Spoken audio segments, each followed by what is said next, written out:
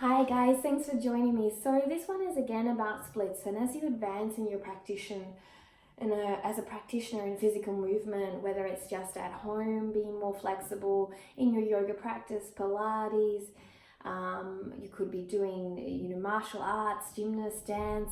It's really irrelevant, but as you advance, what is relevant is that you need to understand that you need to have specialized, almost like your own home massage therapies to avoid injury and to help create a more sound practice rather than, going into over, say we're talking about splits, rather than going into a banana over splits. For example, when you do over splits here, a lot of what happens is that we can banana down into the split. So coming from this angle here, there's a straight, okay, this is a straight split here, but a banana on down would be this split here. But what I'm trying to do and ascertain is a straight down method, okay, rather than coming off to the side. So looking at that from the other angle, we can always, almost cheat our way into positions, but the long-term issues can be quite detrimental to the body. So we're coming straight down into the splits here, but a lot of what happens is people try to lock over to the side and negate past the hip flexors, for example, to get their oversplit.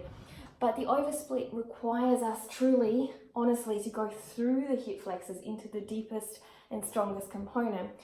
So what we need to understand is just oversplitting alone to get flexibility will not always benefit us, because we do need to do therapy types of movements. So talking about using weighted movements to help us get in, but also as we stretch and do our advanced practices, we can utilize a massage technique. So one of them I like to use is a ball.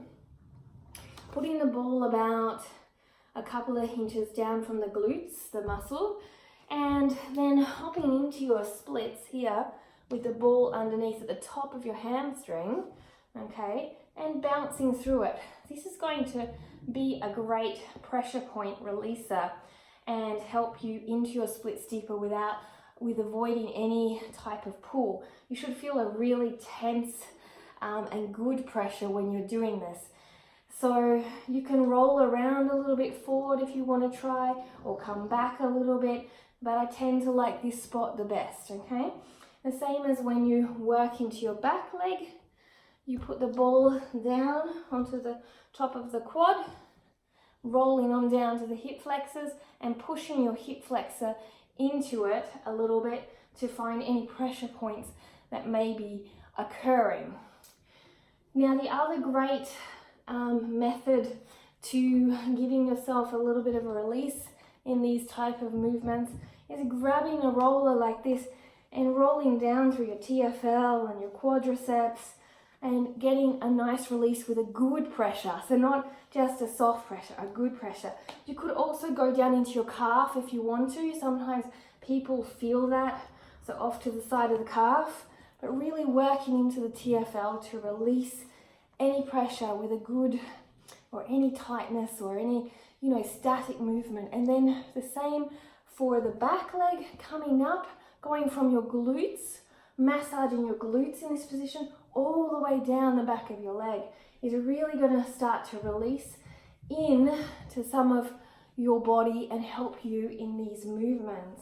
So remember, movements are not just about holding the position, they are also about giving therapy and understanding and awareness. And the more you do your work with not push and grind, but awareness and deepening and strengthening with love and compassion to your body, the more likely you are to open up safely, to open up and to also avoid injuries. So I hope this helped. Subscribe if you want to see more videos like this, or comment below what you're looking for, what you're working on, and I'd be happy to try and help in any way. Have a great day. Ciao.